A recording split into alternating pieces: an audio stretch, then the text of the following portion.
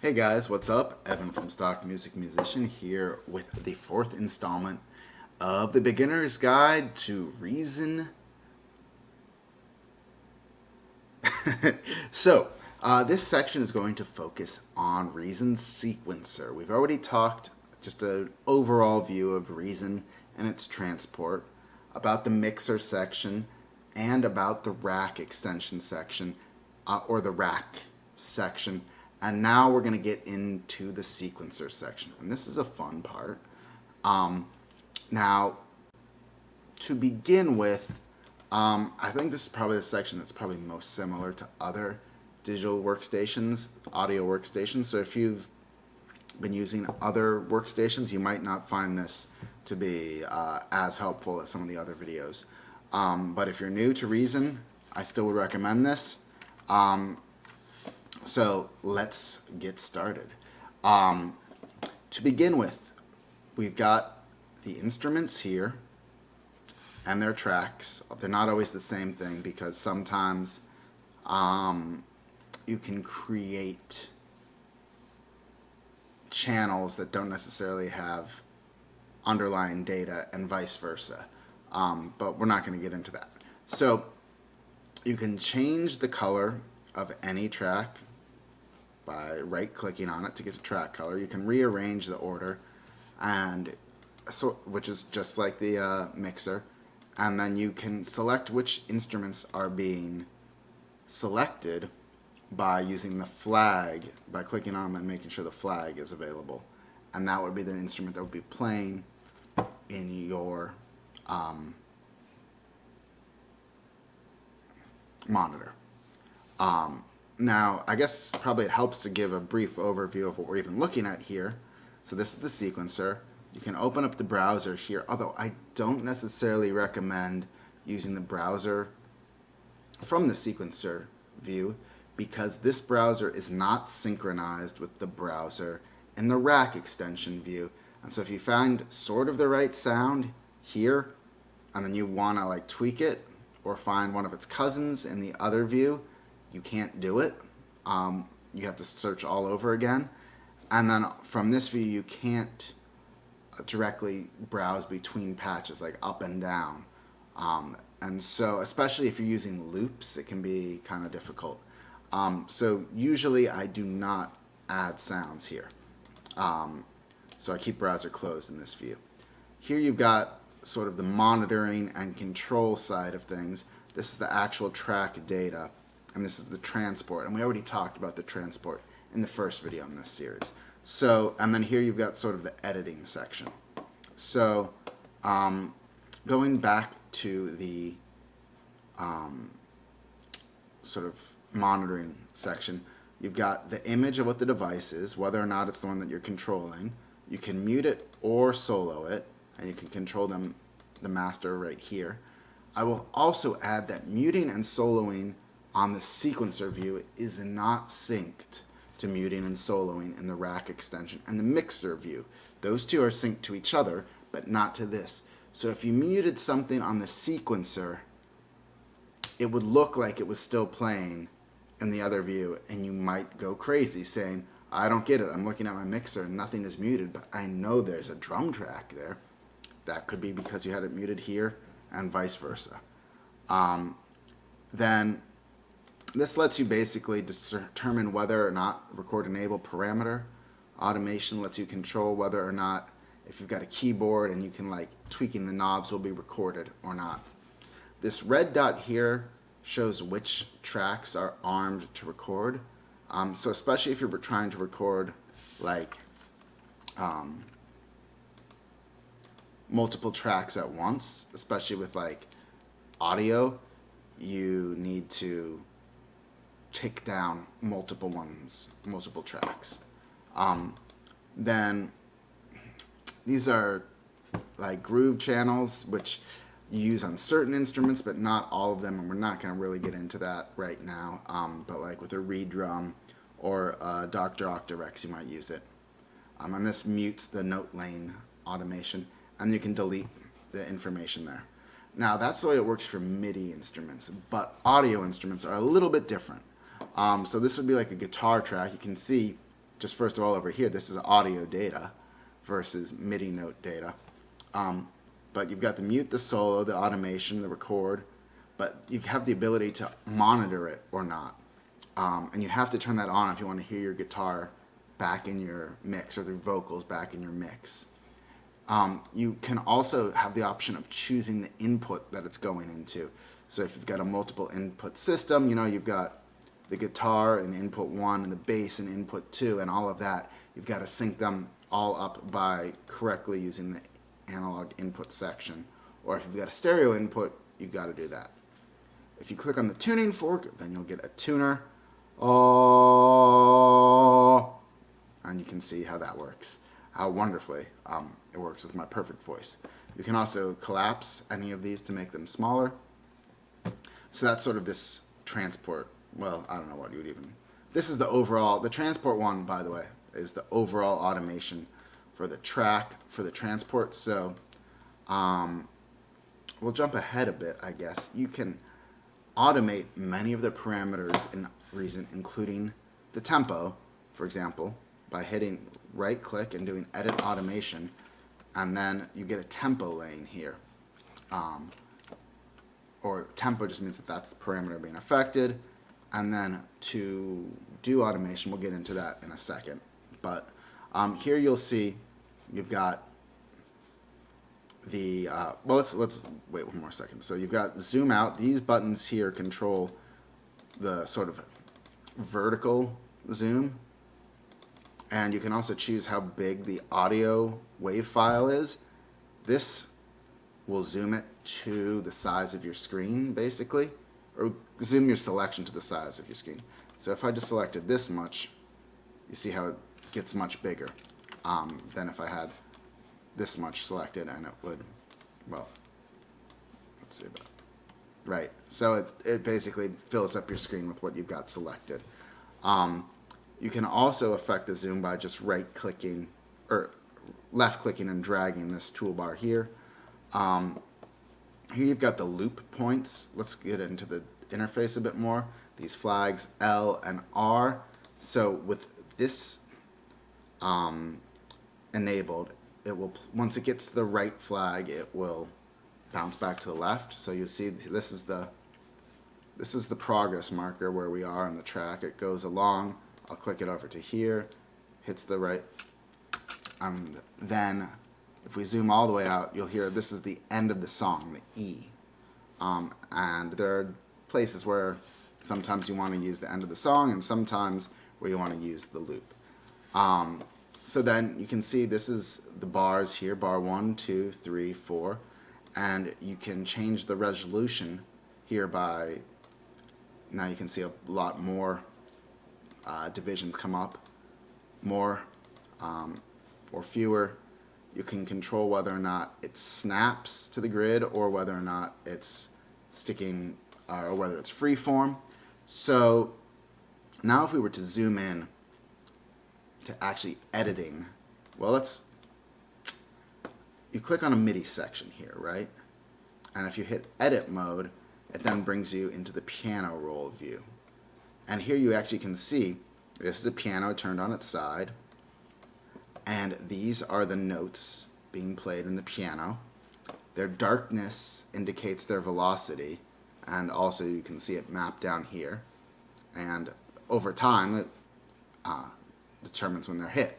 So with snap being on to sixteenths, I can move this in increments of sixteenths and up and down, but I can't move it like in certain spots. Or if it's in half, I can only move it every half. It's only sticking there. You can't do it by scale, but if you want to grab a bunch of notes, you can highlight them all, and you can move them up or down with this section that says note, or you can increase or decrease their velocities, or if you hit the equal sign, they all become equal velocity or equal notes, the same notes. You can edit their length, really stretch them out or shorten them, and then change where they all start or stop. So this sort of is a way of quickly editing your audio data, or your MIDI data, which is very different than editing your audio data. And you can also disable snap, and so you can sort of move things very precisely, or you can enable snap and you're moving on the grid. Then you can take these tools here, which are more useful with audio data, I think, but with a razor, for example, you could take it so that this one phrase here is isolated, and then you could use the mute key. So like, all right, we play this phrase, but that phrase gets muted, and then we get to the next phrase. Then if we go to the audio section, that's sort of a different beast here. The first thing you'll notice is, again, you position the length, the fade in, the fade out, which this white bar here controls the volume, the clip volume of the channel. And there's a little white dot at each end. It's kind of hard to see here. But you can drag it for linear fade-ins and linear fade-outs. Reason, for some reason, still does not have the ability to do non-linear fade-outs, but that's just how you would do the linear fade-outs. Or at least not easily. There is a way to do it. And you can also transpose the key of the audio by this transpose section here.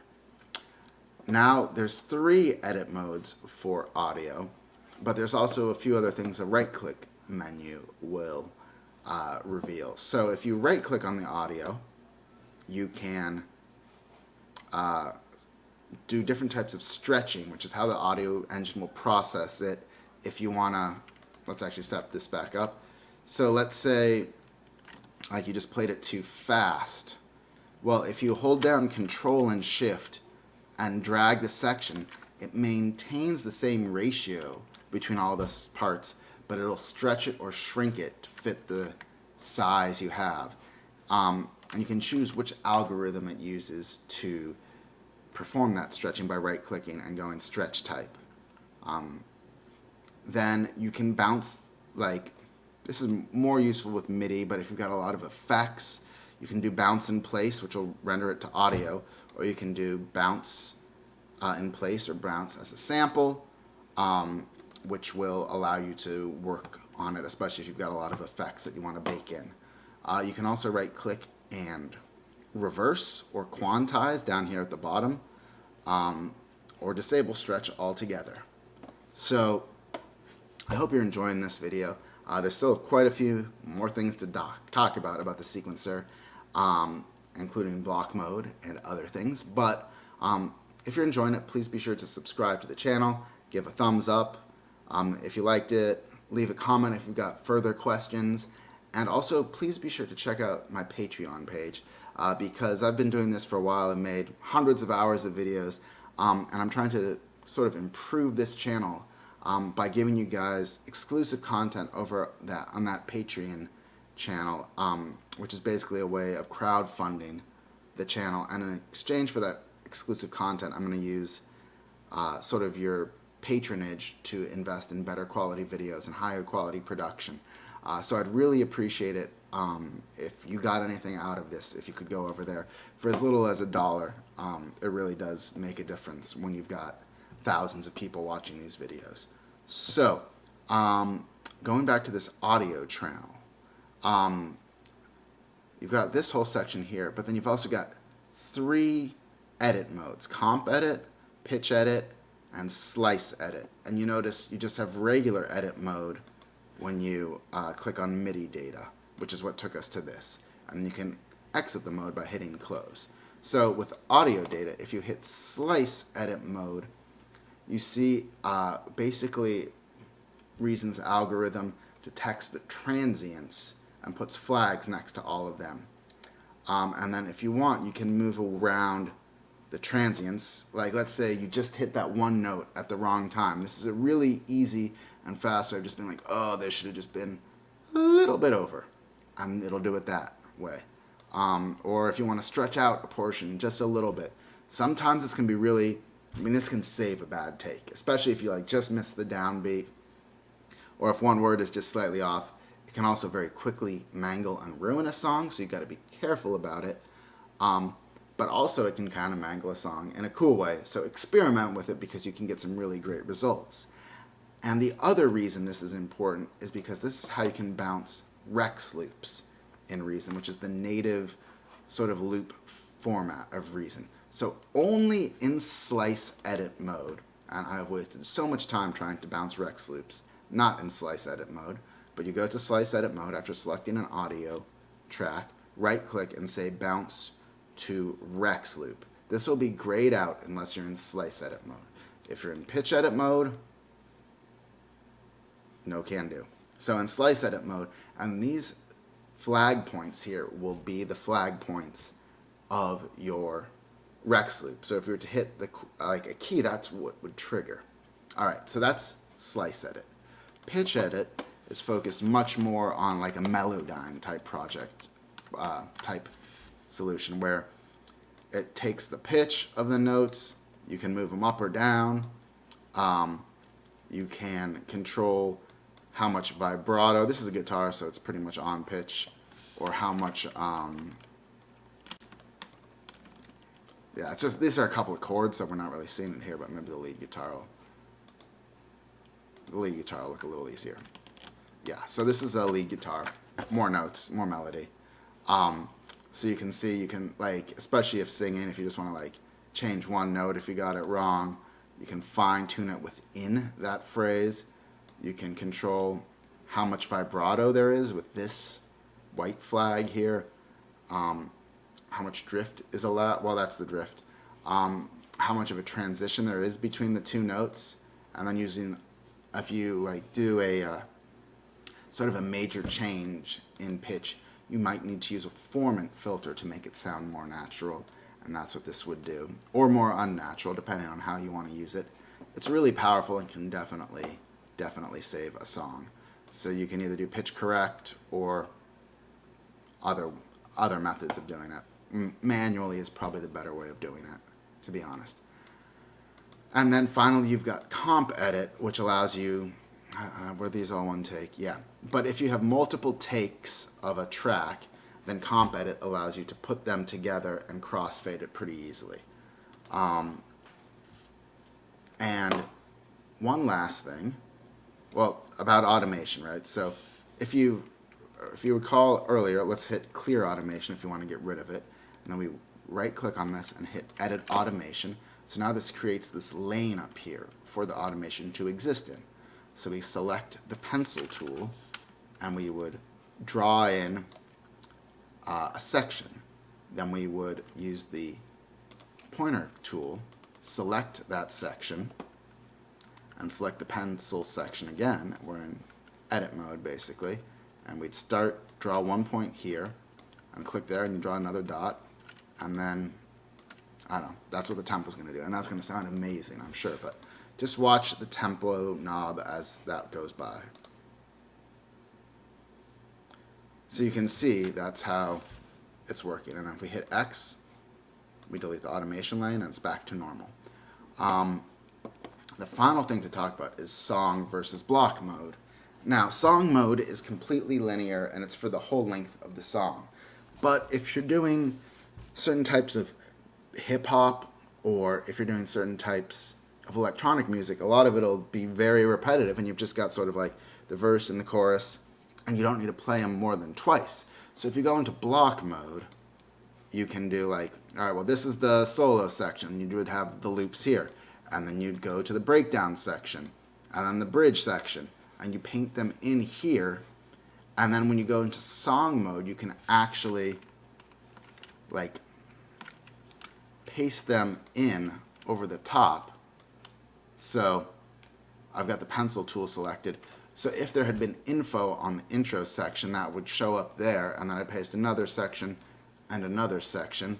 So I'd have like 3 different sections. Right now they all say intro, but if I go back to the mouse tool and double click, this would be the verse and this would be the bridge.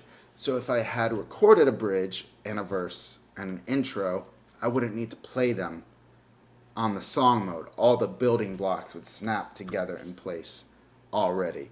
And then you could rearrange it like, actually the verse should come after the bridge.